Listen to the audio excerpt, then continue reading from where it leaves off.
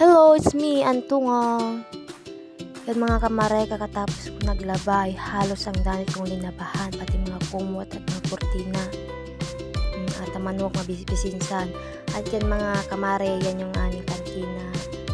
Kunti na ang laman. At yan naman ang aming kalapate na galing pa sa Manila.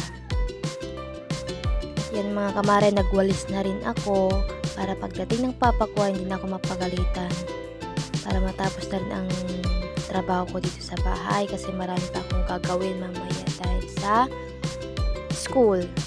Marami akong gagawin ng mga activities, mga output, ganyan. Kaya ang hirap maging estudyante. Kaya habang nabubuhay pa tayo, gawin na natin ang responsibilidad natin sa buhay. Yan mga kamare, inamoy-amoy ko na dyan. Yan. Kung sigurado mabango ba.